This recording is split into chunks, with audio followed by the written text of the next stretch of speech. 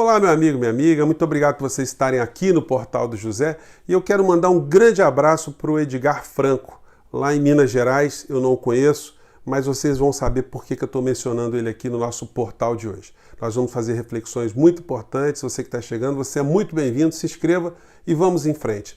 Quando eu criei o Portal do José, eu não tinha noção de como a gente vai conectando energias positivas e esperanças, mas não uma esperança passiva, daquela que a gente acredita eventualmente que Deus vai nos ajudar e isso bastaria. Não, é a esperança de pessoas que estão juntando energias para poderem agir de forma concreta para alterar a realidade do nosso país, da nossa comunidade, do nosso bem viver, da nossa pátria e, por que não, da humanidade também, né? E a gente vai conectando pessoas muito interessantes. Isso faz com que a gente sofra muito quando a gente tem uma perda de uma dessas pessoas que a gente vai unindo pelo caminho, né? Hoje, quando eu estava tentando organizar a cabeça para fazer esse papo com vocês aqui, eu fui ver quantas pessoas morreram no Brasil pela Covid e nos Estados Unidos.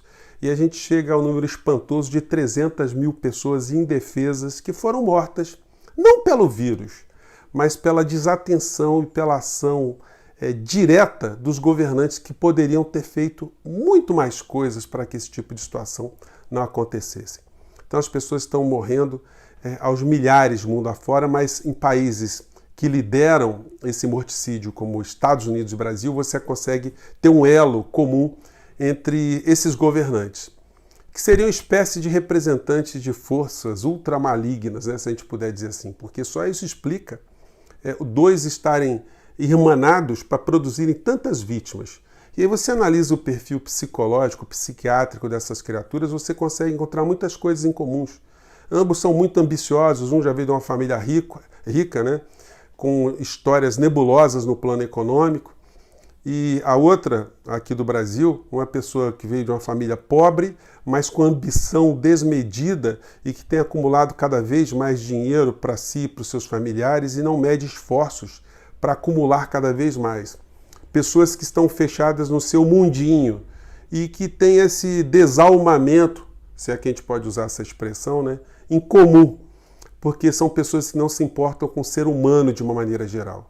Aquele que está no topo da pirâmide econômica lá no país dos Irmãos do Norte não está preocupado com o pobre. E o daqui parece ter uma raiva, uma ojeriza a pobre, porque ele já saiu desse mundo e parece nutrir um certo ódio pelas pessoas mais pobres aqui no nosso país. Porque o que a gente pode esperar de um homem que aos 10 anos de idade na sua infância era obrigado pelo próprio pai a trabalhar num boteco, a conviver com esse tipo de ambiente. Essa criatura só pode ter acumulado traumas e ter ficado com raiva da humanidade. Então isso explica o que está acontecendo tanto lá nos Estados Unidos quanto aqui no Brasil. Por que eu estou fazendo essa reflexão hoje, gente? E que deve ser feito o tempo todo, porque nós não estamos falando apenas de números. Ontem, quando eu postei o vídeo, que a gente sempre faz diariamente, né? Eu li o comentário do Edgar Franco, professor universitário lá em Goiás, e que chegou até o Portal do José por conta do pai, o senhor Dimas Franco, que era seguidor aqui do portal, elogiava, sempre divulgava para os seus amigos, e ele mandou comunicado aqui que o pai tinha falecido por conta da Covid, e mostrou uma carta muito bacana, muito emotiva que ele fez para o pai. Eu fiquei muito emocionado e fiquei muito triste, né?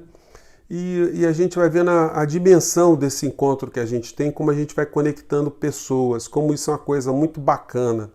E como as pessoas que estão morrendo, elas não são vítimas apenas do vírus, elas são vítimas do descaso, da ação de desalmados, de pessoas que estão governando o nosso país e governando outros países também, né? Então, eu fiquei muito triste com esse tipo de informação e eu comecei a ver quantos Dimas estão sendo perdidos no Brasil e fora do Brasil, quantos pais de famílias, quantos avós, irmãos, esposas, companheiros, amigos, né, estão se perdendo, professores, referências.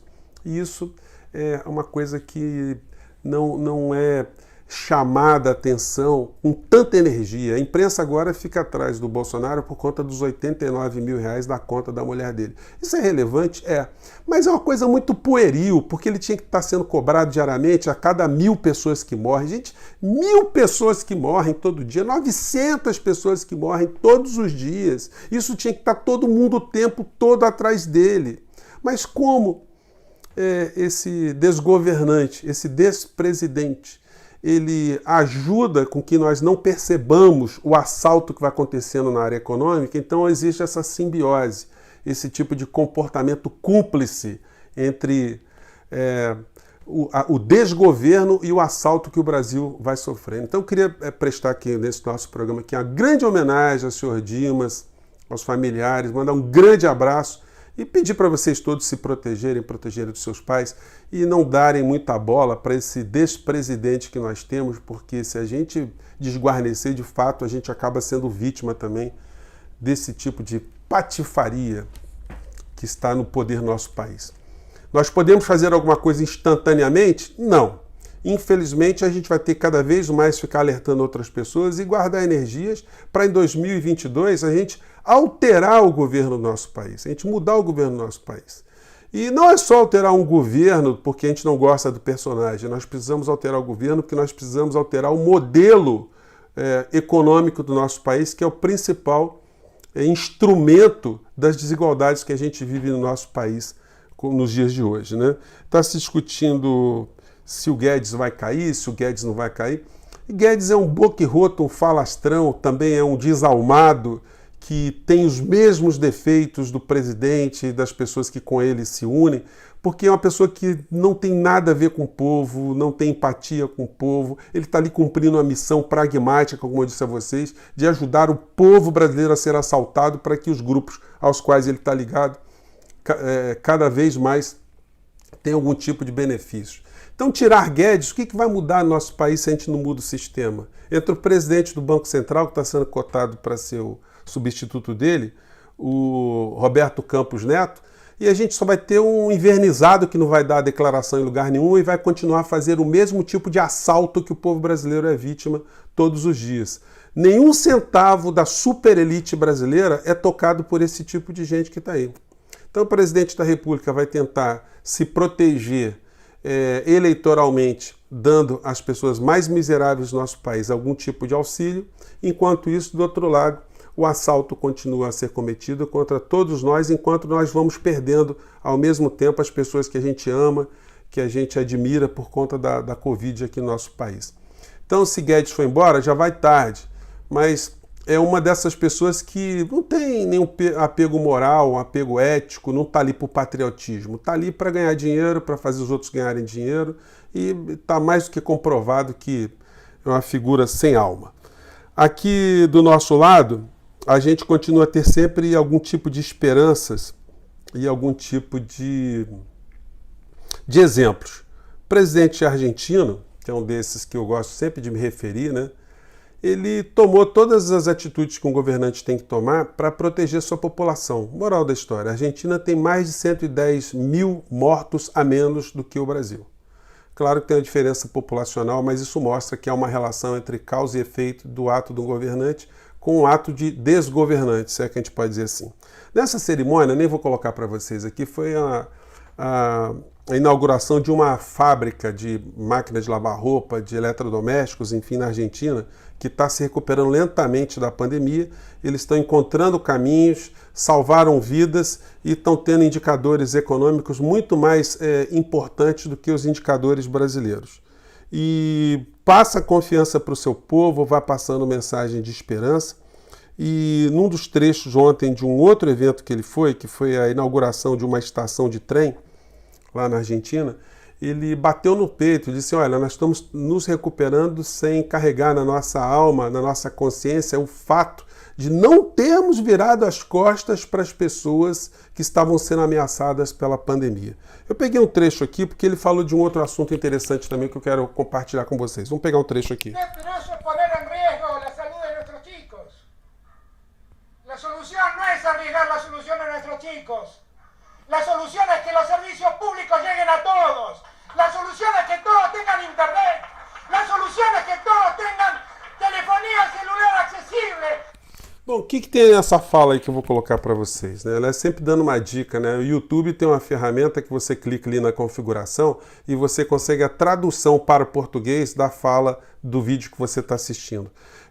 O que chama atenção é sempre o isolamento nas cerimônias públicas lá na Argentina. É impressionante isso, como eles continuam a seguir o protocolo. Ele está inaugurando uma das 40 estações de trem que estão sendo remodeladas na Argentina, que estão tendo câmeras, botões antipânico e mais de 3.000 abrigos de ônibus também que vão ter câmeras, abrigos, botões antipânico para evitar que as pessoas sejam assaltadas ou que o ambiente seja mais fragilizado.